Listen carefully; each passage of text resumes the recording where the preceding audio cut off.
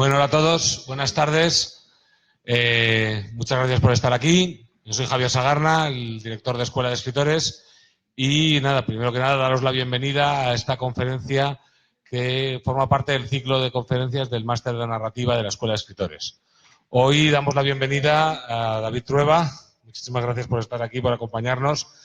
David es escritor, es guionista, es director de cine, es periodista, en fin, yo creo que es un contador de historias todoterreno, ¿no? Por decirlo de alguna manera, y creo que en un máster de narrativa como es el nuestro, pues tiene especial sentido que tengamos a alguien como él, ¿no?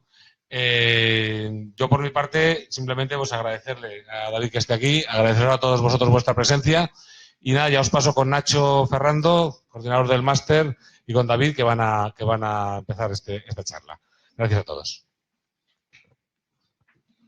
Bueno, buenas tardes a todos. Como dice Javier,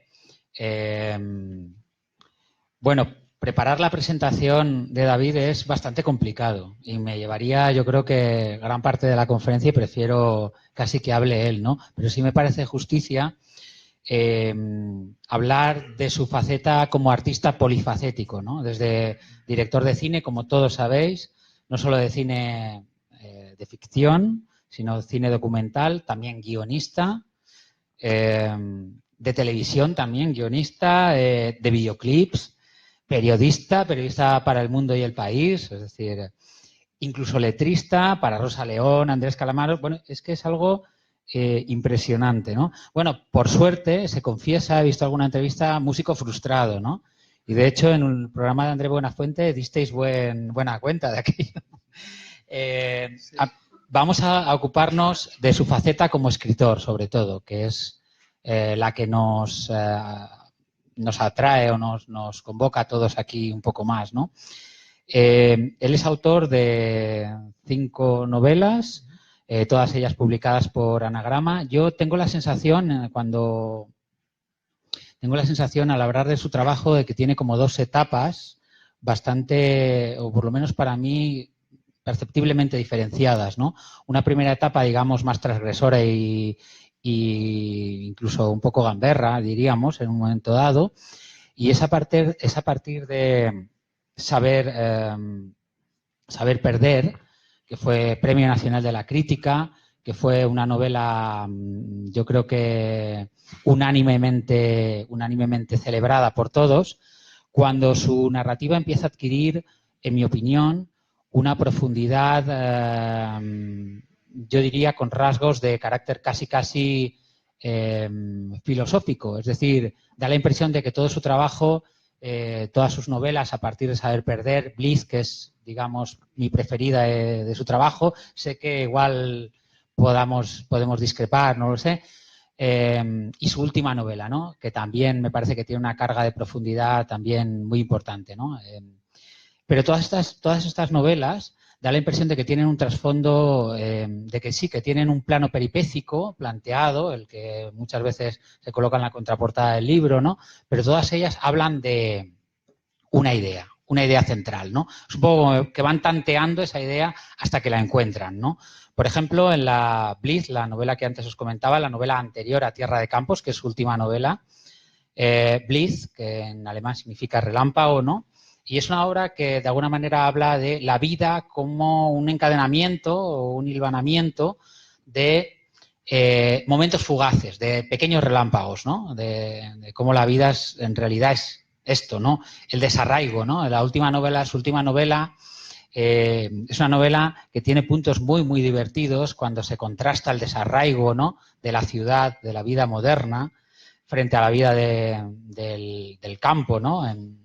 El despertar sexual de Silvia en Saber perder, el fin del amor en Bliss, la amistad, que es una idea reiterativa y constante desde sus primeras novelas, y sobre todo, algo que empaña todo su trabajo, es el paso del tiempo, ¿no? En todas sus vertientes, el envejecimiento, la muerte. En Bliss hay una frase que dice el protagonista es arquitecto, bueno, incluso ha fantaseado con la arquitectura, porque ese libro tiene pequeños, bueno, incluso tiene un plano del jardín de los 3 minutos, se llama.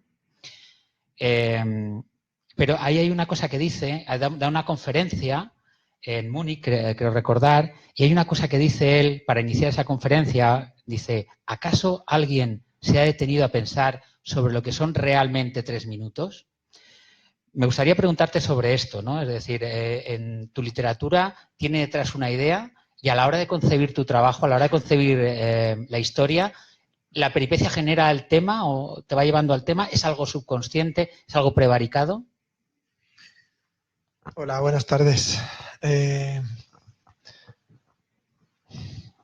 No sé, es que las novelas nacen de una manera muy azarosa, a partir de seguramente un personaje o un destello, también una especie de relámpago, ¿no? No es muy distinto de lo que recordamos de nuestra propia vida. Entonces, el nacimiento no es tan importante, o sea, es decir, porque lo que es importante, para mí, las novelas se construyen con un juego magnético, ¿no? Es decir, surge una especie de pequeña pieza que sin quererlo, dentro de tu cerebro, cobra una importancia, una latencia, y empieza a traer esquirlas metálicas, como cuando acercas un imán, ¿no?, a un sitio donde hay muchos trozos metálicos pequeños, los va trayendo, ¿no? Y tu cerebro está como el cerebro de cualquier persona, lleno de basura, ¿no? Lleno de ideas, recuerdos, canciones, frases, momentos, sensaciones, elementos, digamos, cotidianos, manipulados por tu propia manera de ser, por tus recuerdos. Entonces, esa idea de pronto atrae unos y otros no. Entonces, la idea se va conformando, va creciendo, va creciendo, va creciendo. Y, por ejemplo, Tierra de Campos es una novela que el origen de la novela es una anécdota real que me sucedió a mí cuando tenía 15 años. Uno de los orígenes. Pero también tiene que ver con un guión que estaba escribiendo y que nunca escribí del todo cuando empecé a hacer Abierto toda la noche. Antes les contaba a los otros alumnos que estaba escribiendo un guión por las tardes y lo dejaba a los 5 minutos para escribir mi primera novela a escondidas, ¿no? Porque los que me pagaban eran los que querían el guión. Una de las cosas es que los libros se van haciendo en tu cabeza antes de salir. Entonces, cuando salen, ya hay algo, pero antes hay un magma. Entonces, no soy tan analítico como para saber exactamente. Y lo que no hay es un tema, o sea, es decir, no salen, o sea, un Blitz no sale de voy a analizar cómo es el paso del tiempo, no. Blitz sale de una cosa que me pasó estando, hace muchos años vivía en el extranjero y entonces una mujer más mayor que yo tenía 20, 21 y ella podía tener 50 o así, que me caía muy bien, éramos muy amigos, me agarró del brazo por la calle. Y estábamos a punto de cruzar una acera en Los Ángeles. Y el semáforo se cerró para los peatones y yo vi que un coche llegaba, iba a pasar justo por delante de mí y era un coche que yo reconocí muy fácilmente porque era de un compañero de clase que tenía un coche muy antiguo y que se reconocía por todos Los Ángeles el coche, que era un chico que dirigía. Y ahí iba alguien además en el coche, otro de la clase. Y entonces el gesto de la señora, ¿no?, que fue muy cordial y muy alegre, así como apoyó la cabeza, no supongo que tenía alguna intención, pero yo no era consciente entonces. Y me separé sin querer. Separé el brazo para que el compañero de clase no me viera. Y entonces ella, como son en general las mujeres y más las mujeres mayores, tienen una percepción mucho más adecuada de la realidad que cualquiera. Y entonces ella, cuando pasó el coche, me dijo, claro, no querrías que te vieran tus compañeros le dije yo, no, es que es un compañero porque nos saludamos, ¿no? El tío pitó, hola. Y dije, claro, no querías que te vieran con esta vieja. Eso no, en ningún momento yo pensé que iba a escribir una novela de eso.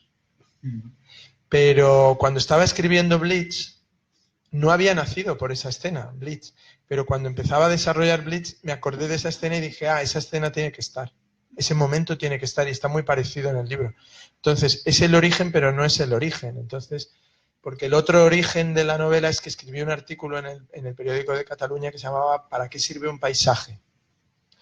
Y venía a cuento de que yo había ido a ver un paisaje y me había dado cuenta que mi estado de ánimo era muy distinto al que había ido unos años antes. Y que el paisaje, de alguna manera, entre que me confortaba, me retrocedía en el tiempo, bueno, como nos pasa a todos, ¿no? Los paisajes hacen con nosotros lo que quieren, no nosotros con ellos, salvo con los constructores que los destrozan, pero nosotros, digamos, el paisaje está ahí, volvemos, ya está cambiado, entonces eso nos altera, está igual, eso también nos altera, o sea, todo nos altera. Entonces escribí ese artículo que yo pensé que me había quedado fatal, vamos, o que era un artículo normal, y cuál fue mi sorpresa, que me invitaron a dar una charla de clausura de un congreso de arquitectos paisajistas en Barcelona que venían de todo el mundo. Yo les dije, yo no puedo dar esa charla porque no sé nada de arquitectura paisajística. Y entonces me dijeron, ¿cómo no vas a saber si has escrito ese artículo? Lo que queremos es que hables de lo que has dicho en el artículo. Y yo dije, bueno, de eso sí puedo hablar, pero de paisajismo no. Entonces di la charla. Y luego me fui a cenar como con 20 arquitectos paisajistas y ahí también pensé, oye, qué interesante es esta profesión, ¿no? Para una novela, y me explicaban lo que hacían y con uno de ellos vi incluso algunos proyectos después y luego alguno lo llamé para que leyera la novela y me dijera si había alguna incorrección o algo que no... Esto lo hago mucho cuando haces una novela de un futbolista, se lo das a un futbolista para que te digan, hombre, no, esto no lo hacemos nunca, o los entrenamientos nunca duran más de 1 hora, esto tal, yo qué sé, las cosas que pueda uno no entender desde fuera cuando hay un pianista, o sea, sí es muy importante, ¿no? Si es una aparición, tal, bueno, pues ya. Pero entonces se va, o sea, por eso te digo que habría que cogerme a mí y cortarme en capas, ir analizando cada capa, si eso tiene algún interés, que lo dudo, para saber en qué capa ya había algo de Blitz, en qué capa había algo de Tierra de Campos, en qué capa había... Porque las novelas, yo, por ejemplo, ahora mi siguiente novela, no he escrito una sola palabra de ella, pero llevo ya 1 año con ella en la cabeza. Entonces, esa novela va cogiendo toda la basura que hay en mi cerebro. Cuando mi cerebro se quede sin basura, pondré la tele otra vez. No quiero decir que un cerebro se llena de basura, porque si uno, vamos a ver, si uno pudiera evitar que se llenara de basura, de lo único que te acordarías es de los versos de la Odisea. Y sin embargo te acuerdas de canciones de Karina, ¿no? Sí, es decir, que escribes un poco para liberarte del vertedero mental, ¿no? Que tenemos en... Yo lo llamo vertedero neuronal. Vertedero neuronal, pues sí. Pero esto es gracioso, ¿no? Bueno, gracioso. Quiero decir, ahora cuando lo cuenta, es curioso, ¿no? Cuando visto desde dentro, pero cuando leéis la novela, esta de Blitz, que es una novela que en su momento yo leí y analicé con bastante... Da la impresión de que cada uno de los elementos que están colocados ahí, o sea, hasta en el jardín hay relojes de arena.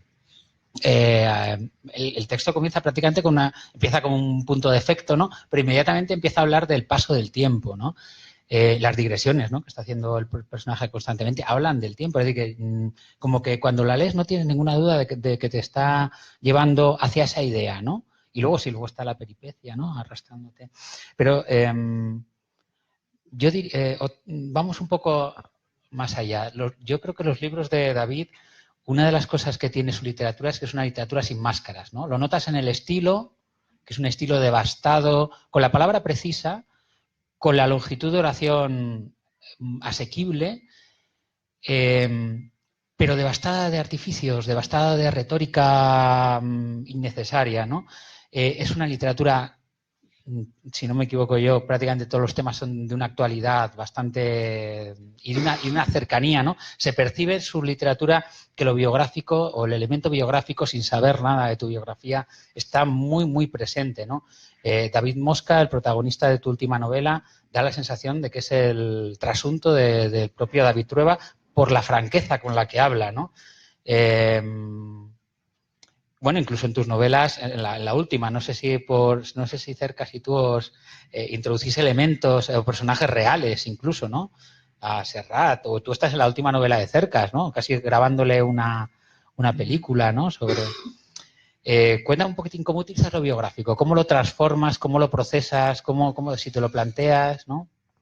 No, es muy curioso porque en realidad todo forma parte de lo mismo. O sea, es decir, la misma respuesta anterior es la misma respuesta para esta. En mi primera película, en La Buena Vida, hay un personaje que es muy importante en la película, junto al protagonista, el más importante, que es el abuelo, que interpretaba a Luis Cuenca, además, que nos hicimos muy amigos. Y trabajó en todas mis películas hasta que murió, incluida Soldados de Salamina, hacía una aparición también porque, bueno, le cogí mucho cariño y él a mí. Y él en un momento dado decía, el futuro, le decía al nieto y tal, pero este tenía esa cosa de hombre de pueblo que han traído a la ciudad y que estaba mal, que vuelve a ser uno de los temas recurrentes en Tierra de Campos, o sea, es decir, cuál es el conflicto entre las personas que tienen un pueblo, ¿no? Que tienen una tierra donde se han sentido únicos, auténticos, y lo pierdes frente a nosotros, mi generación, que no tenemos ya nada, ¿no? Que nosotros somos hijos del aire, de las ondas, de una canción americana que oímos en la radio. O sea, no somos hijos de un surco en Castilla, como era esta gente, ¿no? Entonces este hombre se sienta con el nieto y le dice, el futuro, o estaba ahí con un profesor y entonces dice, el futuro,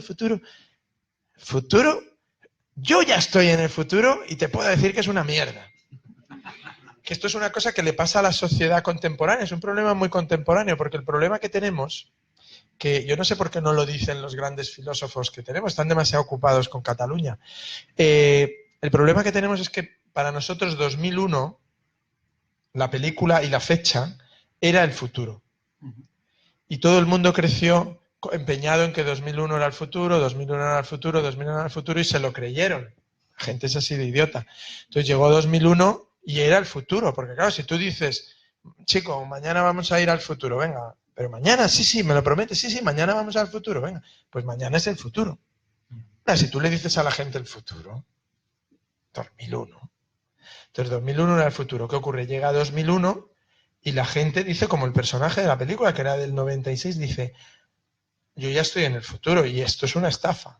Y entonces ahora está todo el mundo deprimido. Entonces hay que encontrar un nuevo futuro. No sé si lo tiene que encontrar Kubrick o lo tiene que encontrar alguien, pero alguien tiene que ponerle al mundo una zanahoria más adelante, porque si no el mundo se suicida. Y ahora mismo lo que vamos es hacia el suicidio colectivo en todo el modo de vida y la forma de entendernos y relacionarnos, porque nadie piensa en el futuro. Se llenan mucho la boca, pero nadie sabe lo que es el futuro, porque todo el mundo piensa que el futuro fue 2001 y que seguimos en 2001, que además Bin Laden contribuyó a la idea de dar significado al monolito, que es el monolito, es una cosa que va a estallar en tus narices, contigo dentro. Entonces, ¿dónde vamos? Bueno, tiempo, por lo tanto, el tiempo es el único argumento de la obra. Esto lo dijo un gran poeta y lo puedo repetir yo haciendo lo mío. No es que yo en mis novelas trate el tiempo, es que el tiempo es todo. Entonces, porque el tiempo es la determinación de todo. Antes también esto de dar 2 charlas seguidas es lo que tiene. Antes les dije, a mí me gusta mucho el que dijo, no se puede decir soy feliz, se puede decir fui feliz. Porque el tiempo pasado es el único del que podemos hablar y sobre el que podemos especular. El tiempo futuro es una ilusión, es un reto, es una utopía, es una fantasía. Entonces, a medida que la gente se acerca al futuro, esto lo notaréis mucho, sobre todo por la gente que se hace mayor y escribe en los periódicos, empiezan a ponerse pesadísimos con que el mundo es una basura y que todo se acaba y apocalípticos y tal, pero es que en realidad los que se van a morir son ellos y están jodidísimos. Cosa que yo entiendo, o sea, a medida que te acercas a ser un viejo pesado, pues tienes una opción, que es ser un viejo normal, un viejo que ve que hay chicos de 6 años que dicen, ¿y este señor por qué habla del apocalipsis? A mí el apocalipsis no me importa, lo que me importa mucho es ver la próxima de Spielberg o jugar al juego tal. Entonces ese mundo siempre ha estado presente. Lo autobiográfico tiene mucho que ver con que la experiencia personal conforma, digamos, tu manera de estar en el mundo, ¿no? De verlo, las cosas que te han pasado, los sitios donde has estado, de quién eras parte. Nadie ve el mundo igual desde un sitio o de otro, entonces estás obligado a ser tú. El tiempo también es muy importante en eso, porque el tiempo sobre ti va ejerciendo un pozo. Y efectivamente lo que ocurre con una novela es que después de recoger toda la basura que le interesa a esa novela, porque lo interesante no es tener una idea la puede tener cualquiera. Buenas ideas te para la gente por la calle y te dice, tengo una gran idea para una película, y te la cuenta y dices, sí, porque una gran idea es una gran idiotez. O sea, es decir, una gran idea, ¿qué es una gran idea? Lo que ha dicho Pedro Sánchez el otro día, en solidaridad con los jubilados nos vamos a subir solo el 0,25 el sueldo. Y dices, ¿y eso qué quiere decir? Es que no lo he entendido yo todavía, estoy tratando de entenderlo. O sea, ¿qué son las ideas? No, una idea es una cosa que atrae a muchos elementos. Eso es una idea. Y no se parece a lo que la gente llama ideas. Entonces, en una novela, lo que ocurre es que cuando tú, en tu cabeza, aparece un paisaje y tu relación con ese paisaje en el tiempo, y aparece el brazo de una mujer mayor y tú con 20 años, y tú ahora tienes 40, y le tiraste el brazo y heriste a una mujer que en ese momento no sabías por qué, y ahora entiendes en qué está herida la gente, y ahora... Entonces todo eso, que es basura, se va racimando, y como tienes la suerte de no dar una charla, sino de escribir, y luego reescribir, y luego reescribir otra vez, el libro va cobrando una densidad y una cohesión y una tal, pero eso es fruto del trabajo, no es fruto de la idea. O sea, es decir, la idea salió, empezó a traer cosas y tú eres el labrador ahí que lo ha ido acotando, y debe ser así. Entonces cada libro tiene algo que es su núcleo irradiador y su núcleo de atracción, y tiene que venir las cosas, y tú tienes que ser capaz de dejarlas fuera cuando no son para ese libro, porque hay mucha gente que dice, yo es que quiero contar una cosa que me pasó con mis abuelos y tal, y lo mete y dices, ya, pero es que no era el libro, ¿no? Qué pena, porque te has cargado el libro y te has cargado la anécdota de tus abuelos, o sea, las dos cosas juntas. Guárdatelo si tan interesante es. Y se lo cuentas, como decía Fernán Gómez, si tan gracioso es usted, se lo cuenta a su madre. Pues eso es, a veces estás leyendo un libro y piensas eso, y a mí, ¿por qué me están contando ahora esto? Si tiene un valor y un sentido, lo detectas rápido. Si no lo tiene, entonces a lo mejor eso es lo que... Y hay cosas que son muy sencillas, hay cosas que son más complejas, hay cosas que son largas, hay cosas que son breves en el tiempo. O sea, el tiempo, digamos, de la novela también varía mucho, o sea, se extiende. De hecho, Tierra de Campos era para mí la novela más difícil de escribir, porque mis novelas anteriores tenían muy acotado el tiempo. Es decir, Blitz transcurría en un año, exacto, en los 12 meses de un año, pero además eran muy importantes los 3 primeros días donde un personaje estaba fuera de su entorno, fuera de su ciudad. Por eso, digamos, la novela es tan despojada, porque cuando tú estás solo en Múnich eres un despojo, entonces la novela debe ser fiel al personaje principal. En cambio, por ejemplo, Abierto toda la noche transcurría en un verano, solo el verano en el que se muda una familia a una nueva casa. 4 amigos transcurre solo en el viaje que hacen 15 días 4 amigos.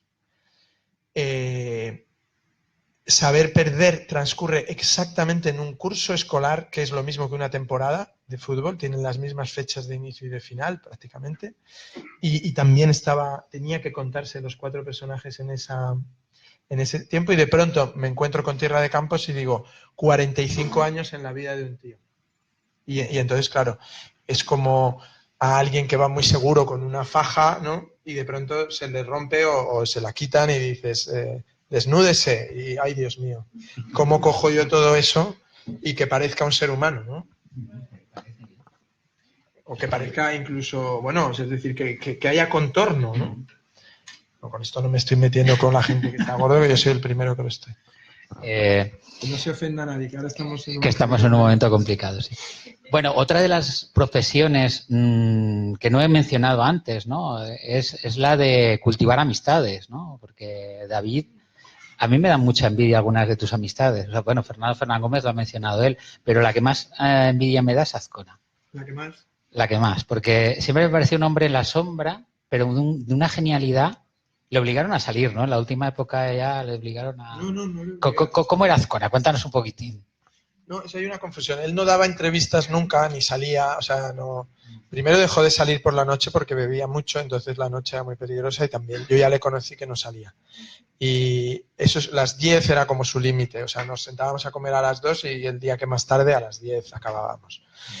Pero lo que era una persona que, como había sido guionista, mayoritariamente, la mayor parte del tiempo, él consideraba que el guionista no debía hablar de la película, puesto que el autor de una película es el director, el guionista es un colaborador necesario, muy importante, quizá el más importante, pero por lo tanto la película debía defenderla y presentarla, entonces él no veía sentido en salir.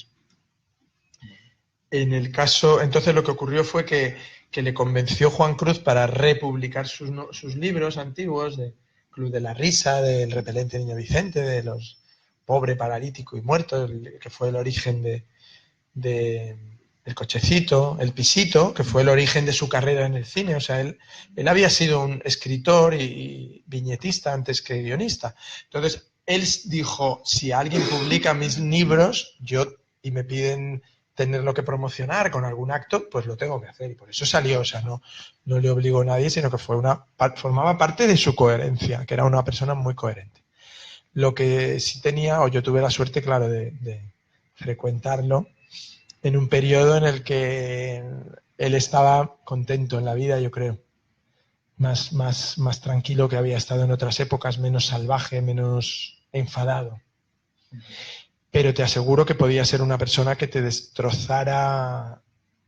O sea, vamos a ver, no interpretes esto malo, como algo malo, que te podía destrozar lo mismo que animarte. O sea, yo salía muchas veces hundido, porque era un hombre, o sea, bueno, no hay más que ver, o sea, tú ves El Verdugo y la película no la ha escrito el señor que tiene la visión más optimista del género humano. Tiene una cierta visión, esa visión estaba en él.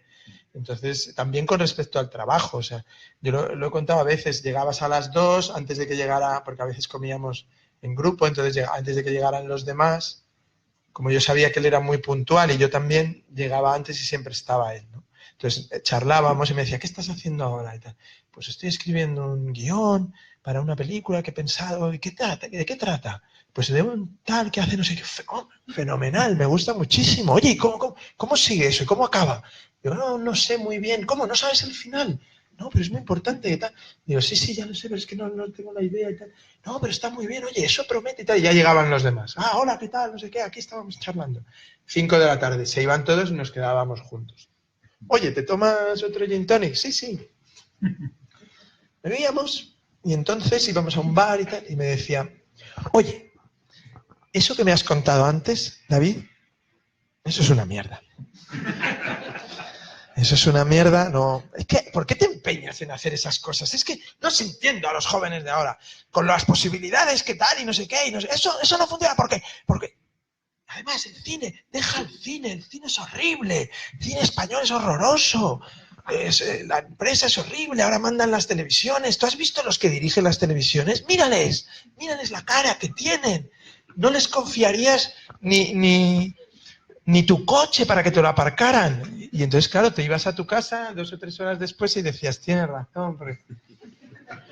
¿Y cómo remontas eso, no? Pues lo remontas pues como lo remontó él, ¿no? Pues como uno remonta todo en la vida, ¿no?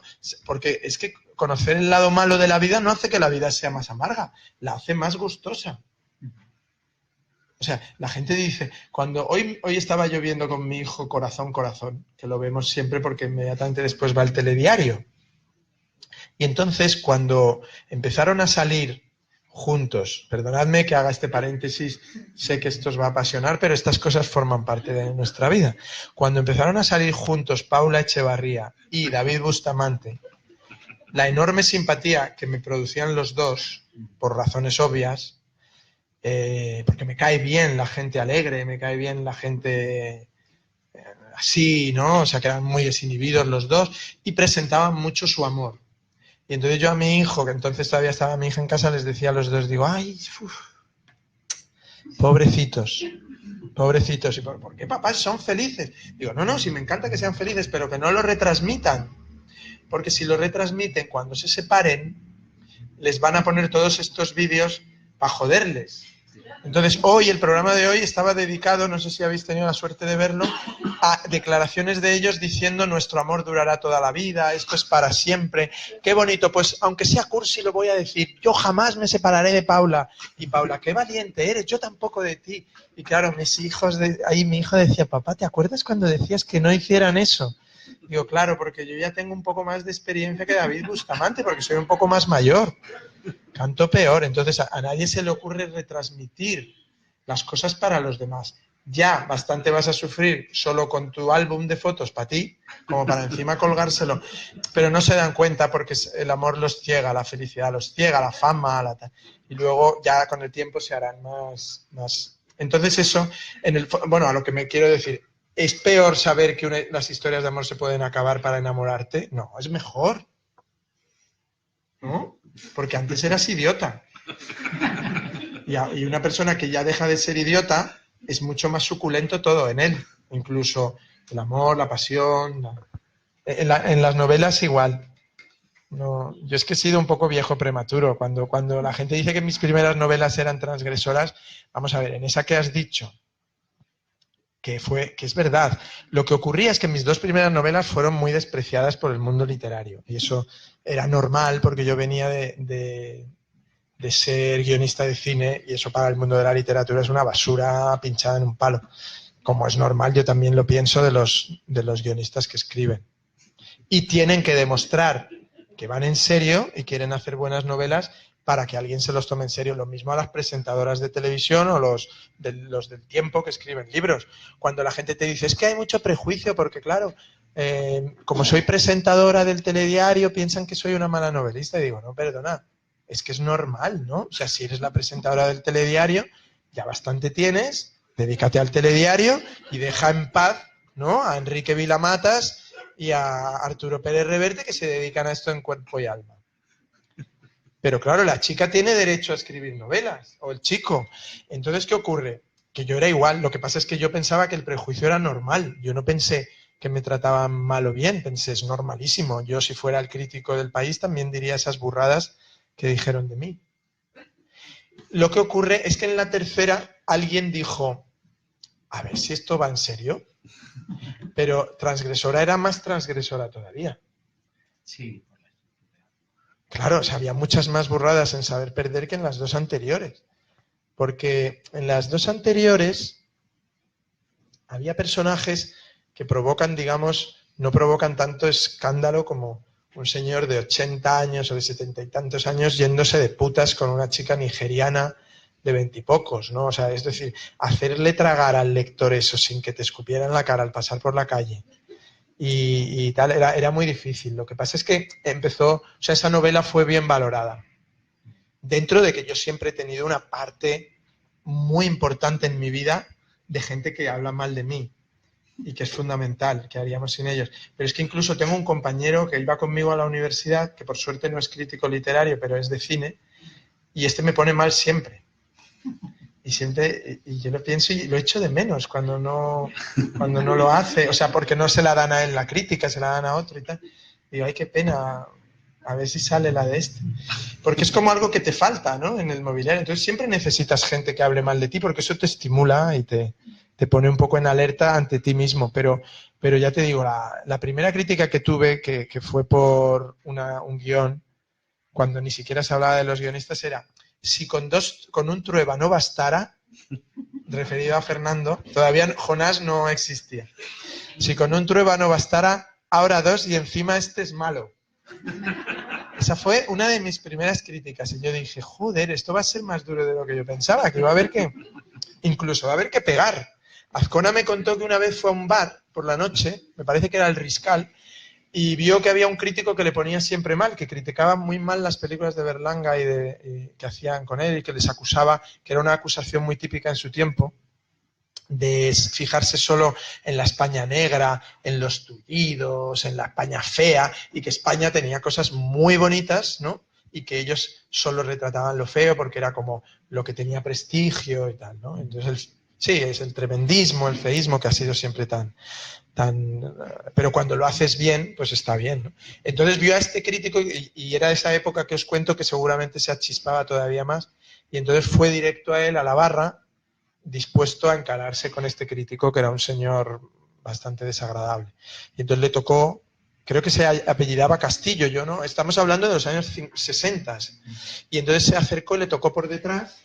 Y entonces para que el otro se volviera, entonces el tipo este se volvió y antes de que Rafael dijera nada, el tipo dijo, ¡identifíquese! Y entonces Rafael dijo, Rafael Azcona. Y el otro le hizo, ¡pumba! Y le pegó un puñetazo antes.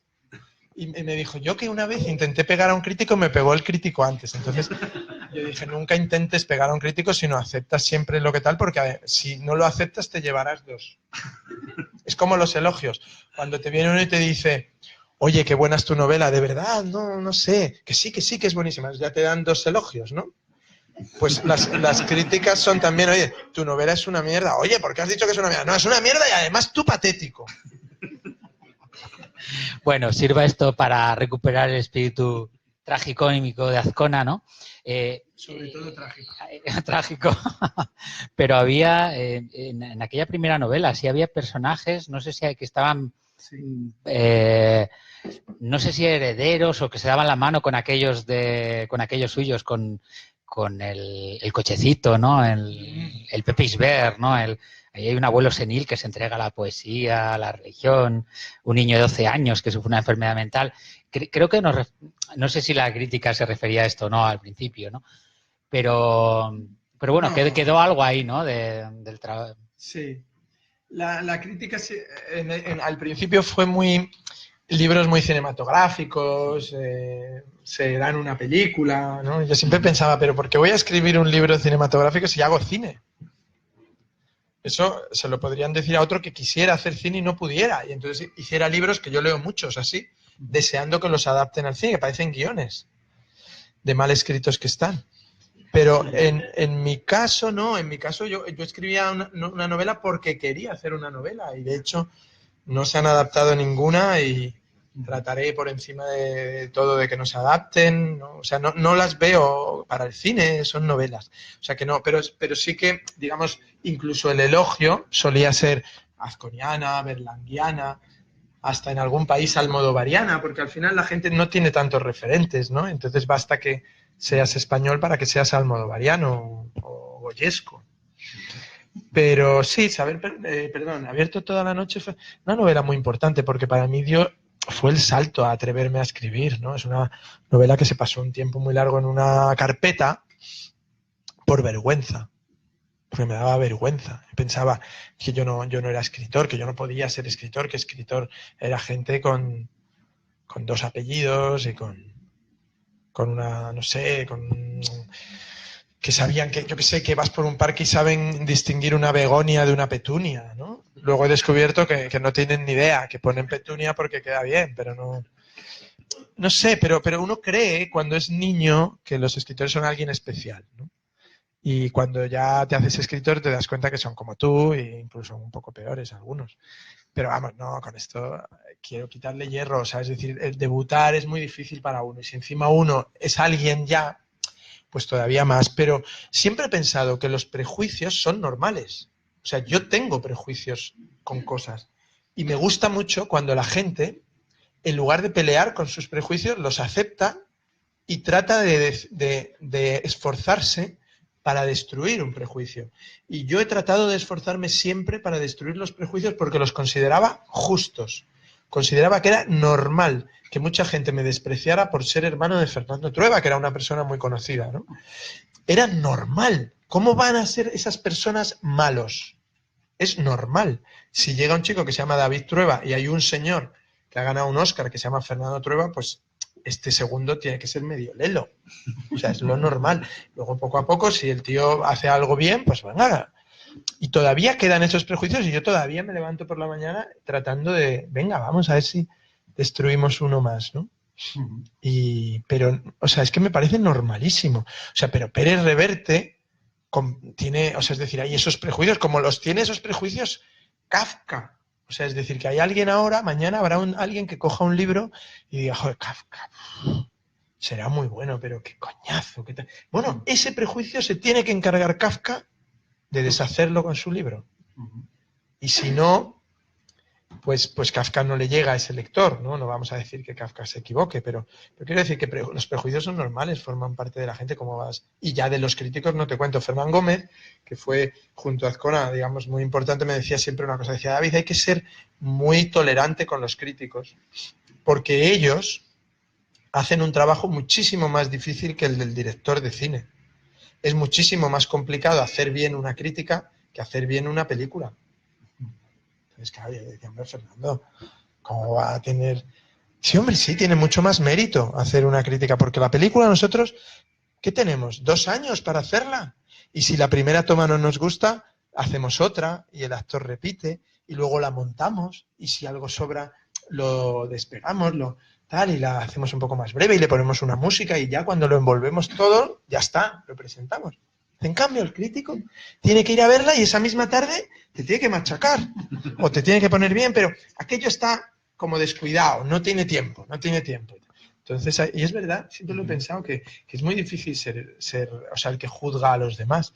Entonces hay que respetarlo y forma parte además del negocio, ¿no? Y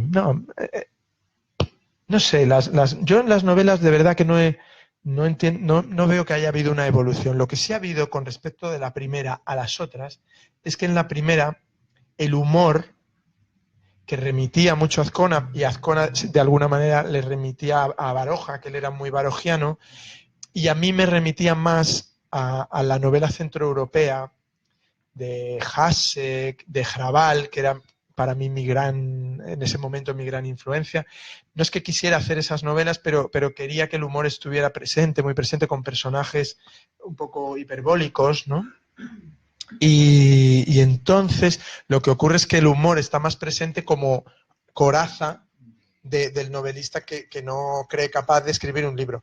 Ya después del primero, cuando ha habido humor, ha sido un humor natural, ¿no? Un humor más... En esa primera yo creo que hay algún esfuerzo porque haya humor, ¿no? Es la más genérica de mis novelas, la que más se ascribe a un género, ¿no? Y eso, claro, eso seguramente es un defecto. Lo que pasa es que hay una cosa irrepetible de esa novela, que es que el que la escribió tenía tal ilusión, tal ganas de hacer esa novela, tal deseo de tal, que seguramente eso es irrepetible, ¿eh? Es que eso... Porque yo siempre pongo un ejemplo. Todos los novelistas y todos los directores de cine, con la experiencia, deberían ser mejores, porque es obvio. Y sin embargo, en casi todos los casos, las primeras cosas que hicieron son las mejores de su carrera. Luego, la experiencia no suele hacer mejor, o sea, la experiencia no suple al entusiasmo. Todavía el entusiasmo tiene algo que incluso la experiencia no llega a la verdad, a la autenticidad de las primeras cosas. No hay nada más triste que alguien que hace una primera novela que no sea suya, que no le salga a él, que la haga porque le gusta no sé qué, o esa gente que veo que hacen su primera película para colocarse en la industria, para aparentar que son buenos directores, que me produce una tristeza. La primera película tiene que ser la película de un suicida, y la primera novela tiene que ser la novela de un loco que piensa que nunca hará más, Y creo que cuanto más se parezca a eso todo lo que haces, mejor. O sea, si no piensas todo el rato que esta es la última y que de esta te echan, es que te estás acomodando, ¿no? Pero eso ya es un poco una actitud. Bueno, eso decía Tarkovsky, que dice, todo lo que hice hasta que fui conocido fue lo realmente interesante. A partir de ahí me metí a repetirlo. Claro. ¿No? Él y casi todos los que obtienen una marca. Sí. Que su nombre es una marca. Antes has dicho que no... A ver, es que igual meto la pata, pero creo recordar en Madrid 1987, Sí. cuando lo publicaste, salió la película, Sí. salió el guión y salió la novela, si no recuerdo yo mal. No era la no, novela, o la obra de teatro, era No, el guión. el guión y la película nada más. Sí. Ah, vale, entonces no he dicho nada. No, lo que pasa es que al Eso... publicarlo Anagrama publicó el guión y la película en DVD, porque fue una película hecha fuera del... A mí me gusta de vez en cuando hacer cosas un poco fuera del radar y del sistema, ¿no? Entonces es una película que nos encerramos 2 actores y 4 o 5 de equipo en un váter. Hicimos a lo largo de 12 días con un guión, obviamente, que yo había escrito, pero que mis amigos del cine me decían, es tu suicidio profesional, esta película es tu suicidio. Y yo decía, sí, probablemente es lo último que haga y el fin de todo, ¿no? Y porque era una película hecha sin nadie, sin interés de nadie y tal. Lo que pasa es que tuve la suerte de que todo salió muy bien, que el rodaje fue tan agradable, lo pasamos tan bien, pese a estar todo el rato desnudos Sacristán y María Valverde a 1 centímetro nuestro, ¿no? Y que al principio fuera como algo de, ya verás, esto va a ser durísimo, cómo vamos a sobrevivir a esto, fue maravilloso. Y con ellos y con el equipo fue una relación tal que me entraron, o sea, me devolvió la fe en el cine. O sea, es decir, como le pasa seguramente a muchos suicidas, ¿no? Que están entre suicidarse o enamorarse de la vida, ¿no? Y el problema es que sean tan obtusos para no darse cuenta un segundo antes de suicidarse de que no hay otra cosa. O sea, de que la alternativa tampoco seguramente es un negro o no, vamos a ver, ¿eh? A lo mejor tienen la suerte de que ya saben lo que hay. Pero me da la sensación que en general esas cosas que haces un poco extremas te acaban devolviendo la fe. Y a mí me pasó. Entonces, la película, obviamente, hecha en esas condiciones, cuando se estrenó en 9 o 10 salas de España, no la fue a ver ni el Tato. Fueron muy pocos y además los cines, como no tenían ninguna motivación, pusieron otra al fin de semana siguiente. O sea que no dio tiempo tampoco. Estoy muy orgulloso porque creo que es de las pocas películas que se han estrenado nunca en España con 0 euros de presupuesto en publicidad. Lo cual demuestra lo importante que es la publicidad, o sea, no sé lo que aconsejaré. Pero entonces en Anagrama editaron el guión y el DVD juntos y eso le dio mucha vida también. Fíjate, a mí lo que me pasó fue que leí el guión y dije, a ver cómo hace verosímil esto. Porque yo estaba leyendo y decía, ¿cómo es posible que alguien de la edad de Sacristán, o sea, tenga un poco era un poco el argumento de Nausicaa, ¿no? Se enamora, ¿no? De alguna manera de una chica mucho más joven que es un depredador. Ahora es un poco avanzado a su tiempo, porque ahora lo de los depredadores ha surgido como un tema, ¿no? En ese momento no se hablaba tanto de eso, y era una cosa que yo había vivido mucho. El personaje de María Valverde es una chica de 18 años que está en primero de periodismo. Y José Sacristán es una especie de Francisco Umbral, de cuando yo en el 80, se llama Madrid 1987 porque yo hice primero de periodismo en 1987 en Madrid, o sea, no es por patriotismo. Entonces transcurren esas fechas y María, digamos, me interpreta a mí, con todas las distancias, pero en general más cercana a mí. Y Sacristán interpreta a un depredador inteligente, con talento y al que admiras. Porque claro, si un depredador es Harvey Weinstein, es un tipo que es obviamente asqueroso, ¿no? Yo cuando me lo presentó Salma Hayek le dije, ¿este tío tan repugnante es como parece? Y me dijo, sí. Y dije, vale. O sea, es decir, no había dudas. Pero con mucha gente de muchísimo talento y gente tal, pueden caer en esa depredación porque tienen encanto, porque tienen seducción, porque un chico joven o una chica joven están abiertos. Entonces este hombre se la lleva al estudio de un amigo con la intención de acostarse con ella y nada más. Y ella va al piso con la intención de tener una relación más cercana a una persona que admira. Entonces es una guerra. O sea, eso es una guerra maravillosa y muy loca, y es una película un poco loca en ese sentido, pero sí, claro, lo que tú dices, cómo se va a sostener eso y qué desagradable puede ser, pero como los dos eran personajes agradables, ¿no? Porque él dice cosas que están bien, ella le contesta cosas que están bien, pues hay un momento en el que incluso obligados a permanecer, porque lo que les ocurre es que cuando ella se va a ir, se da una ducha porque le ha pintado, porque es la casa de un pintor. Está basado en una historia real, esto. Yo nunca lo pongo, pero me gusta que las cosas se basen. Y entonces al encerrarse en el váter, no se puede abrir la puerta después y se quedan encerrados. Es una película típica de bajo presupuesto, ¿no? Cuando veáis algo que se quedan encerrados en un sitio es porque no tenían dinero, ¿no? Si no, siempre hay batallas y destruirían. Azcona siempre decía, lo que más le gusta a la gente en el cine es que se destruya la propiedad privada. La destrucción de propiedad privada, siempre decía.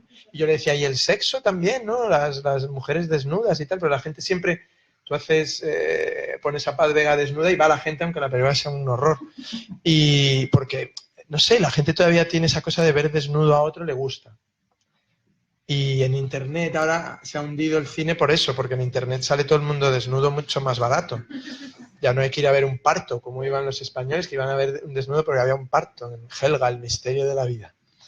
O ¿cómo se llamaba? El último tango en París, ¿no? Todo eso iban para ver a una chica desnuda, como comprenderás, el discurso les llegaba después. Dicho esto, Azcona decía, ni siquiera un desnudo, ni siquiera. Lo que la gente quiere ver en el cine es destrucción de la propiedad privada. Es decir, cristales rotos, coches rotos, aviones rotos, casas rotas, a ser posible que incluyan coches rotos y aviones rotos en la misma casa, con explosiones y cosas rotas muy valiosas. Eso es lo que la gente quiere ver en el cine. Y al día de hoy no se le ha podido quitar la razón. Es decir, tú ves las películas de tal y cuanto más destrozo tienen, mejor van. Sí, nada que agregar. Bueno, me gustaría que plantearais preguntas, las preguntas que os haya surgido la charla de ahora o la charla de antes, porque David tiene un tiempo limitado hoy. Sí, yo tengo una. Bueno, siempre. Yo tengo una porque es que estaba escuchando cómo describías pues cómo se hace una película, ¿no? Cuando decía Fernán Gómez, si no pasa nada, si tenemos que repetir la escena la repetimos, si hay que cambiar el actor lo cambiamos, si hay que poner una música o hay que hacerle tal, ¿no? Y claro, me estaba yo pensando y eso también es hacer una novela, ¿no? Claro. Es decir, de alguna manera, cómo eso que has descrito también de cómo se hace cuando se hace una película, todo el trabajo, los retoques hasta que queda lo que quieres, ¿cómo es cuando lo haces en una novela? Bueno, hay dos partes muy, muy importantes. Una es no tomar notas nunca de nada. O sea, las novelas, yo cada vez que veo a los novelistas con cuadernitos de esto, porque además hacen cuadernos tan bonitos que toda la gente que quiere escribir compra muchos. Yo mismo, pero no los uséis. O sea, o hacerlo para la lista de la compra y eso.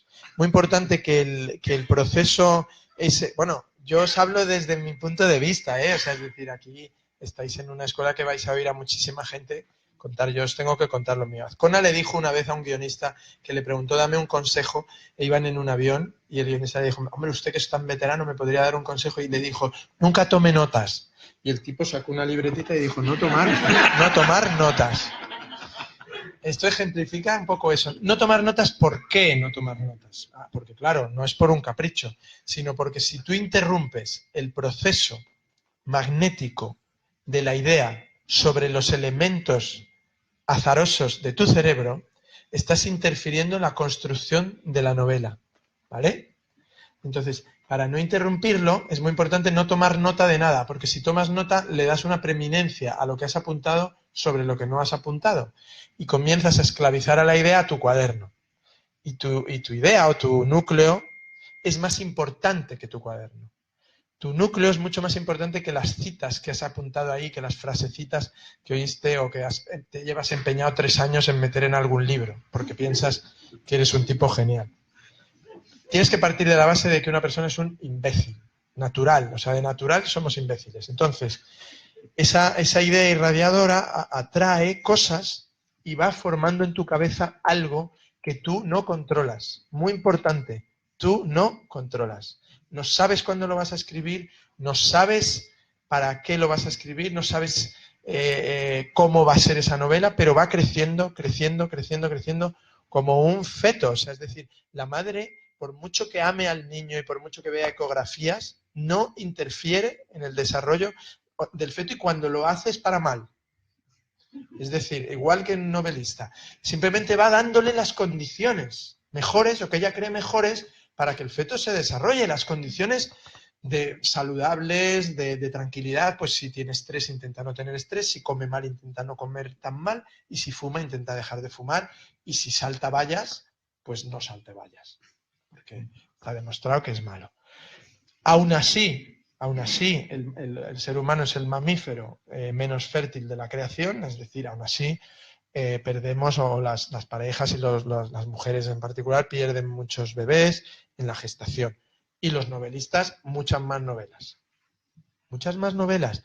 Igual que no hay que preguntarse nunca qué habría sido de mí, o qué habría sido de ese niño, o qué habría sido de esa novela, porque la vida es así de dura y lo que no existe, no existe. y nunca hay que preguntarse y si, porque no existe la hipótesis, la vida es realismo puro, la novela también, si no tiene que existir, no acabará por cebarse. Y tú no la cebarás porque a lo mejor no está madura hasta 15 o 20 años después. Cuando a mí alguien me dice, ¿cuánto has tardado en escribir esta novela? Digo, esta persona no sabe lo que es escribir una novela. Novelas cuyo rastro arranca bueno, es que no la podrías escribir si tu padre no hubiera sido tu padre, si no hubieras nacido en el barrio que naciste, si no hubieras nacido en la fecha que naciste. Entonces, la novela tiene que coger todo eso. Y entonces hay un momento, que ese momento es fundamental, y por eso los cuadernos de notas son tan malos ahí, en interferir en ese proceso, porque hay un momento donde la novela empieza a querer salir, exactamente igual que un bebé. El bebé no sale porque la madre dice que tiene que salir, o los médicos ahora, algunos pues pueden intervenir más en el parto por razones de seguridad o lo que sea, pero en general la naturaleza es muy sabia para todo, ¿no? Entonces el bebé hay un momento en el que quiere salir, porque no cabe, o porque ya está desarrollado, porque tal, pide salir. En la novela también. Cuando la novela pide salir, empieza a escucharla y entonces cómprate un cuaderno o usa uno de esos cuadernos. Y entonces, antes de dejarla salir, pregúntale a una hoja en blanco qué sabes de esa novela que quiere salir, qué contiene. Y es muy esquemático, lo que tienes que hacer es poner en un orden lo que la novela contiene y ver lo que tú crees que contiene y no tiene. Porque si te equivocas puedes salir sin piernas, puedes salir sin cabeza y es muy difícil añadirle una cabeza a un niño. Es más fácil esperar a que tenga la suya propia. Entonces, déjala crecer un poco más, déjala palpitar un poco más, pero ya sabiendo lo que te falta. Que eso también hace que ahí ya dirijas un poco el impulso creativo hacia lo que te queda. Entonces, claro, la gente te dice, pero entonces, ¿cómo puedes trabajar así? Porque no depende de ti. Claro, o sea, es decir, imaginaros que un señor, yo no he firmado nunca un contrato para hacer una novela, por adelantado, nunca. Siempre cuando ha estado la novela terminada, la he ofrecido al editor y el editor me ha ofrecido un contrato. En las películas, en más ocasiones, sí hay alguien que te propone algo, a veces también un contrato, no muchas veces, pero es distinto, ¿no? Es un trabajo más, el del guión, como es más técnico, es más forzado, sabes la medida, sabes para qué va a ser, sabes qué tiene que contener, empiezas a discutirlo, trabajas de una manera... No tienen nada que ver las novelas y los guiones en el proceso creativo, ¿no? Pero eso sí, una vez que la novela está completa en tu cabeza,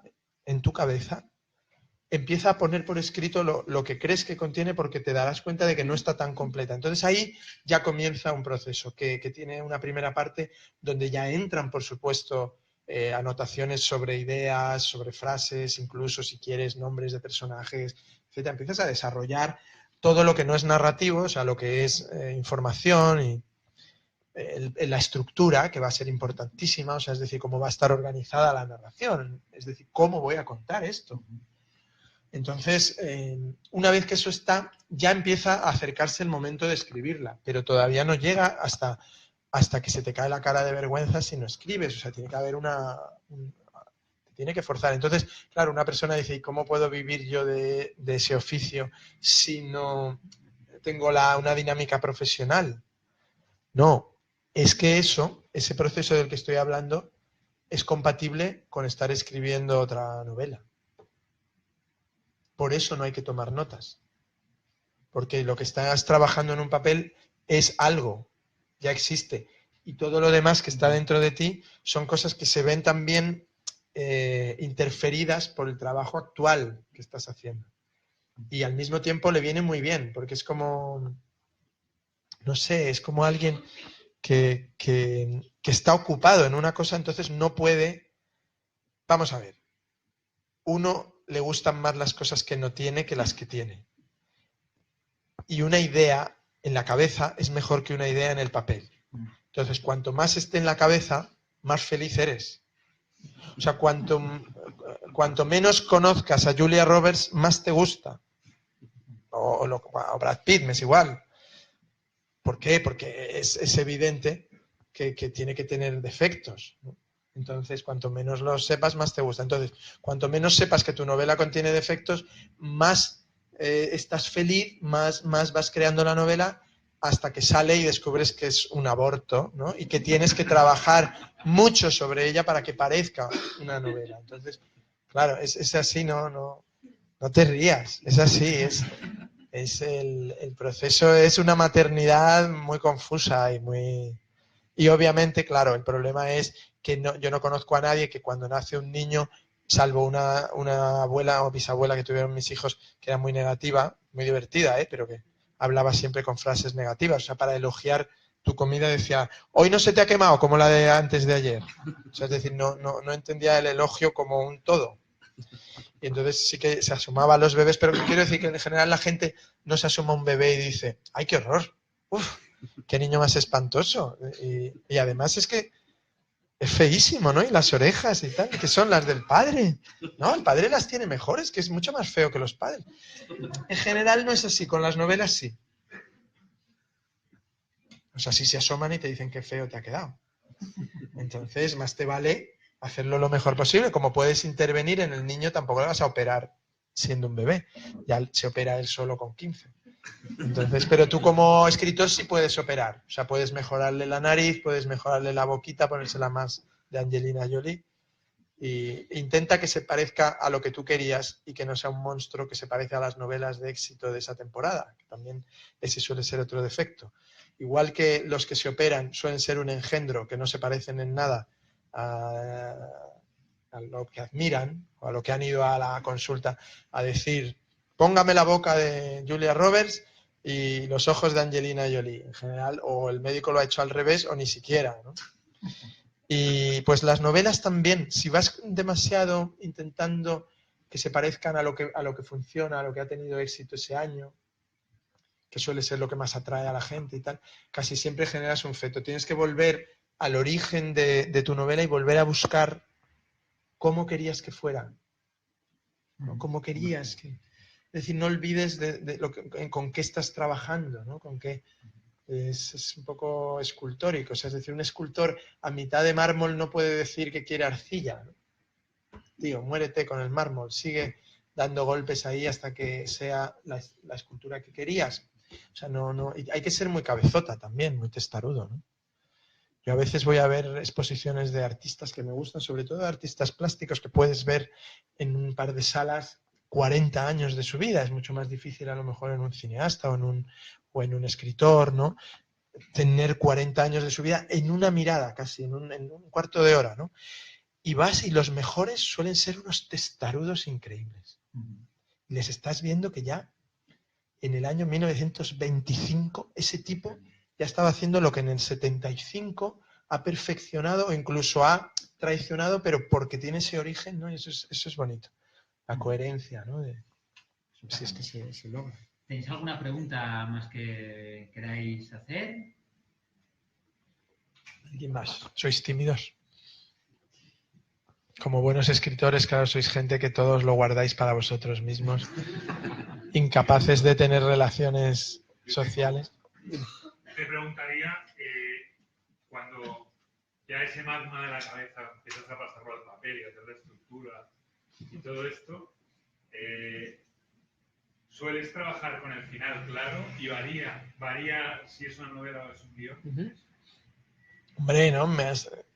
El único consejo bueno que me dio Azcona también. Nunca empieces a escribir nada, a redactar nada, si no tienes el título y el final. Y, o sea, yo es un consejo que sigo. Y de verdad os lo digo, cuando a veces compañeros míos hablan de la página en blanco, del bloqueo, del tal, el bloqueo no puede existir. El bloqueo no existe. O sea, es decir, lo que puede existir es que pierdas fe en lo que estás haciendo, que eso es obligatorio que te pase, pero o sea, la mayor parte de los bloqueos suelen venir porque no sabes a dónde vas. Y claro, ¿qué es el final? Uno piensa que el final es un efecto especial, ¿no? Tenemos los grandes finales en nuestra cabeza de las novelas, el suicidio de Ana Karenina, el fracaso del Gran Gatsby, la muerte de Madame Bovary. Todos tenemos ese efecto delante, pero no es así. Y no surgieron de ese efecto. Esos finales surgen de la exacta concatenación del principio y del medio con ese final. Entonces, no te apresures a escribir algo que aún no tiene su final, porque algo que no tiene su final es algo que está incompleto. ¿Vale? Creo yo, ¿eh? Algo que no tiene título es algo que no tiene del todo una dirección clara por tu parte. El título es la primera respuesta que das al magma. Cuando tú tienes un magma en tu cabeza que bulle sin mucho sentido, el título es como si fuera la horma que dice hasta aquí sí, hasta aquí sí, hasta aquí, pero esto ya no, esto ya no. Y hay muchos títulos malos. Entonces también te tiene que seducir el título, ¿no? ¿Qué ocurre? Ahora la pregunta es, ¿puedes cambiar el final y puedes cambiar el título durante el proceso de escribir un libro? Sí. Claro que sí. Pero por uno mejor. Es decir, que sea más coherente con lo que estás escribiendo y que sea más consecuente como final con lo que estabas escribiendo. Pero no menos.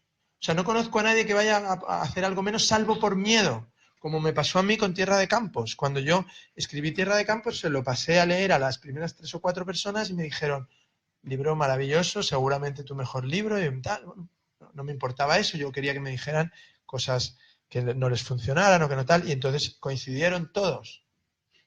El título, David, Tierra de Campos, tío, si es que parece Antonio Machado en malo, tal, ¿qué es Tierra de Campos? Tal, no sé qué. Y claro, entonces me fui a mi casa, entonces hubo uno que me dijo, cualquier canción de las que habla el personaje protagonista que ha escrito, ¿qué tal? Tiene mejor título que Tierra de Campos. Coge una de las canciones y ponla de título. Yo me fui a casa porque yo soy una persona muy influida, muy influenciable.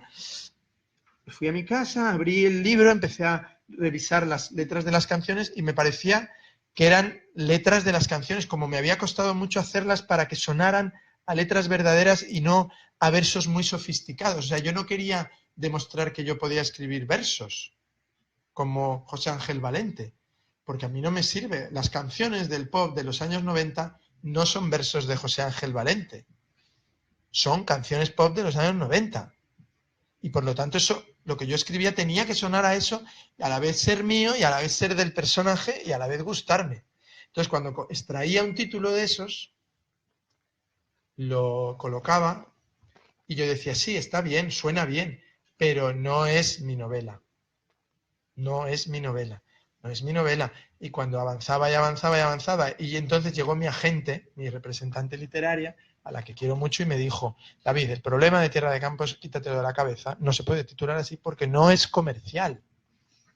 Y ahí yo os voy a confesar que yo soy una de las personas más irascibles por dentro que podáis conocer en vuestra vida. Me toca tanto las narices que a estas alturas yo, en mi quinta novela, tenga que poner un título comercial a mi novela, que dije, por mis cojones, voy a poner yo otro título que sea comercial. ¿Qué es comercial? ¿Quién me va a decir a mí lo que es comercial? ¿Quién? ¿Qué es comercial? El no sé qué del sueño, del viento, del no sé cuántos, de la sinfonía de su puta madre. O sea, por favor, si da pavor, ¿no? Cuando ves esos títulos es, ay, Dios mío, si es buena esta novela, tiene que ser un milagro, ¿no? Con ese título.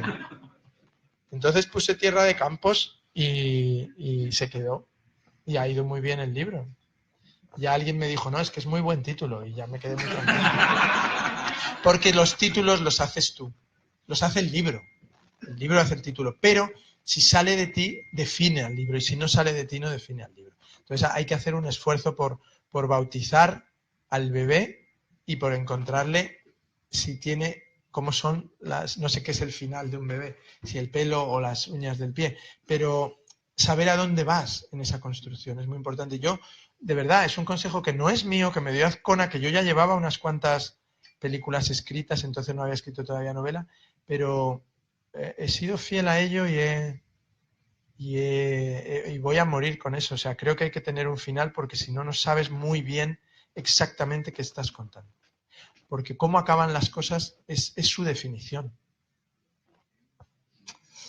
Y el final, ojo, los finales, yo no hago finales muy rotundos, ni finales Ya os digo que no creo en el efecto especial, en los fuegos artificiales. No. Final que corresponde al libro.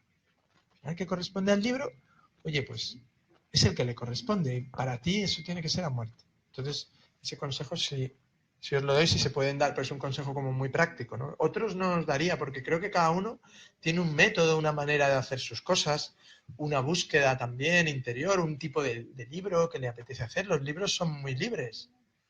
Entonces también hay que dejar que cada uno haga el que quiere, ¿no?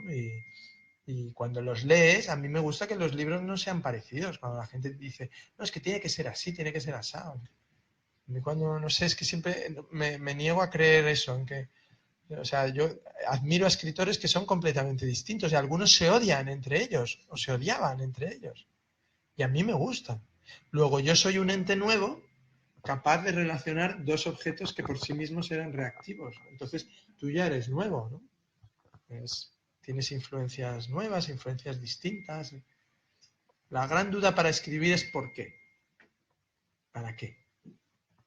Pero esa es una duda existencial. O sea, ¿para qué necesita el mundo otro libro? ¿Para qué necesita el mundo otra canción, otra película, otra? Pues sabéis por qué no sé si lo necesita, yo creo que no lo necesita. Porque el mundo necesita que la gente haga cosas en las que cree y que haga cosas sin buscar los beneficios para la humanidad de esas cosas. Creo que el mundo es una concatenación de caprichos, algunos de ellos maravillosos, y que cuando la gente se empeña en hacer cosas por el bien de la humanidad, casi siempre acaba fusilando a 30 o 40 personas. Los primeros que dicen, oye, pues a mí, si me puedes dejar fuera de tus planes, no, bueno, vamos a fusilarlos porque estos no... Es que es así, ¿no? Entonces, no he creído nunca que el mundo vaya a ser ideal, que se pueda ser feliz al 100%, todo eso me parece una chorrada. Que haya un sentido para escribir, no hay ninguno. Que necesiten vuestras novelas el mundo, olvidaros, no las necesitan, pueden vivir perfectamente sin ellas, como podrían vivir el mundo sin nosotros. Pero, oye, mucho mejor hacer una novela, mucho mejor fregar tu acera, mucho mejor que estar fastidiándole a la gente la vida. Entonces, mientras uno escribe, pues está siempre, casi siempre barriendo, rastreando, porque son cosas que te van bien, ¿no? Entonces, hacer cosas bonitas y así contribuís al mundo y, oye, cuando te digan, ¿y por qué has escrito? Y no, ya has fastidiado con lo bien que estábamos en tu novela, y dices, hombre, bueno, ¿no? Déjame ese pequeño trocito de capricho. Como no son obligatorias, lo malo es cuando te ponen en bachillerato. Ahí le han jodido al pobre Delibes. Con lo bien que nos caía. Bueno, no sé si hay alguna pregunta más.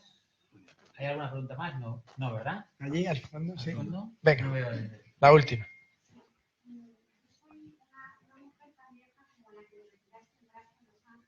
Ya, pero es que yo ya no tengo 20 años tampoco, o sea que...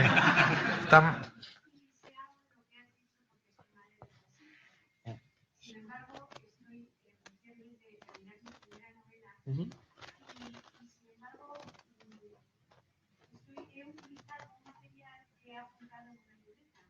Ajá. Uh-huh.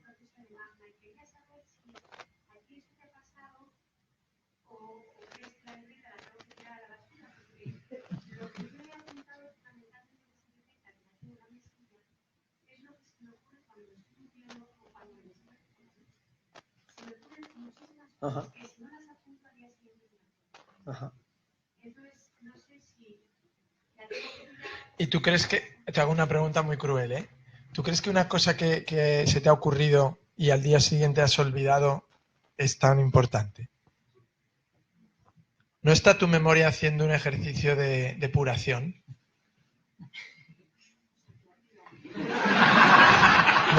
No seas tan cuadriculada, olvida. Ahora voy a decirte una cosa más importante que esta.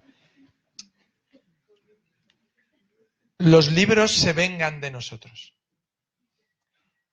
Tierra de Campos es intraducible como título en el extranjero. Entonces, los franceses, después de dar vueltas y yo decirles, pero Tierra de Campos está bien, ¿no? No. Digo, aquí, oye, aquí, Blitz se llamaba Blitz. No, por ahí no pasamos y tal. Y entonces, ¿sabéis lo que han hecho? Han cogido un verso de una de las canciones del protagonista, lo han puesto de título. Bientôt viendront les jours sans toi. Pronto llegarán días sin ti. Los italianos, más discretos, la han llamado la canzone del ritorno. Porque Tierra de Campos tampoco tal. ¿Qué van a hacer los americanos o tal? Ya, eso ya, vamos, ni me lo pregunto. Luego, los libros se vengan de ti y de tus métodos. Estando escribiendo Tierra de Campos, ya en la fase de anotar cosas, anoté, porque anotaba muchas cosas, porque hay un momento en el que tienes que anotar. Es que cuando llega ese momento, ahí es fundamental anotar. Entonces, una de las cosas que anoté, a mí me gusta mucho Johnny Mitchell.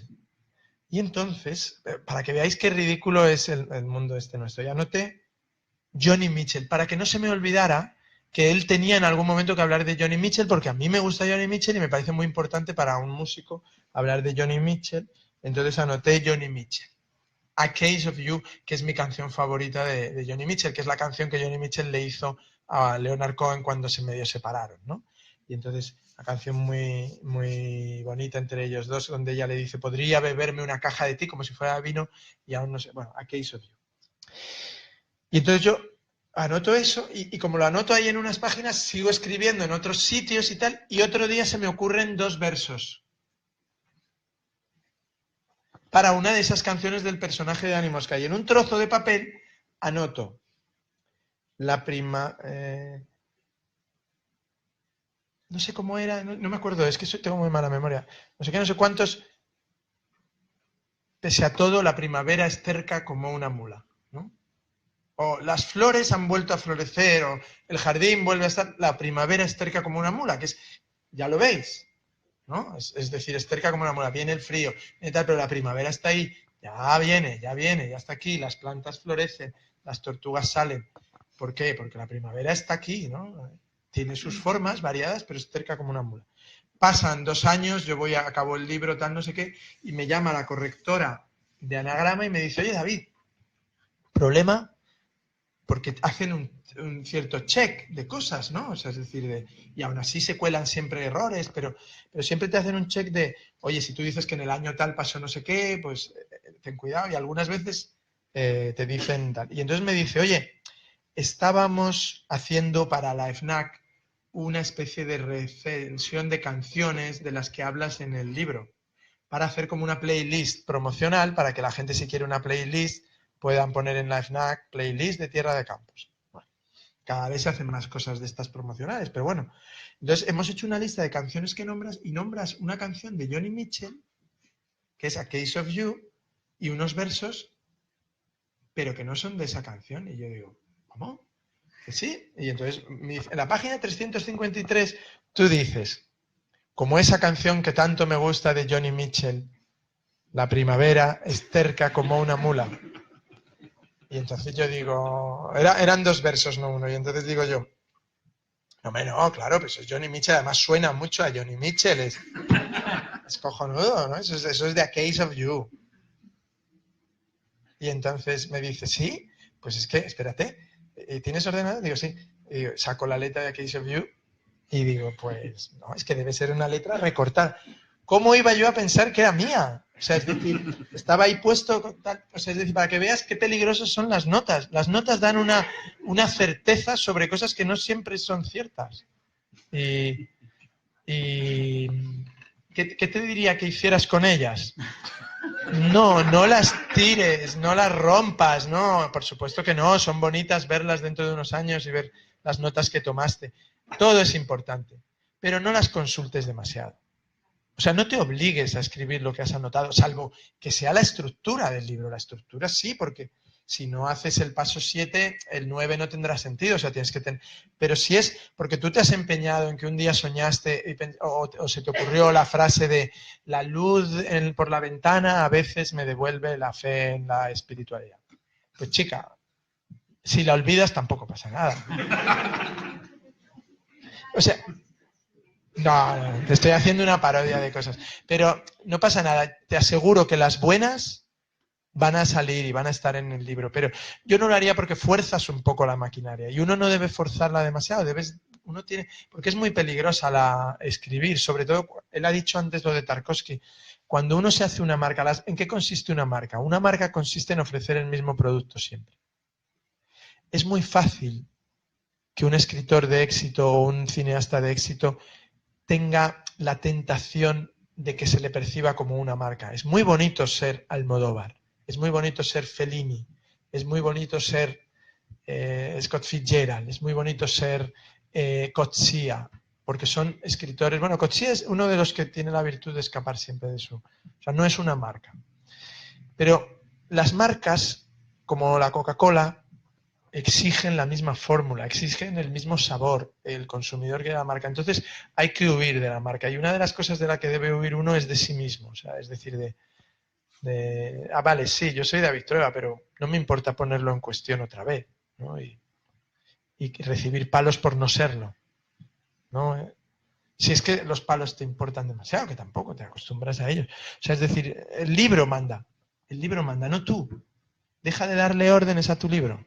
Deja que el libro te dé órdenes a ti. Tú eres el escritor, no eres el dueño. El libro tiene que tener muchos componentes, tú eres uno de ellos. Vas a regir sobre todo, pero no te, o sea, es decir, no seas apabullador, ¿no? Déjalo que viva, ¿no? Tienes hijos, trata como a tus hijos. A que tus hijos son 3 y tiene cada uno un carácter, unas características, con la misma educación, el mismo origen genético. Pues los libros son así, deja que cada uno te diga qué entra de tu libreta y qué no entra. Habrá cosas en esa libreta que a lo mejor no sean de este libro, sino de uno dentro de 20 años. No tiréis nada, porque luego es muy gracioso verlo unos años después. Nada. Muy bien, pues vamos a dar por terminada la conferencia. Agradecer a David que haya venido y todo su tiempo. Gracias.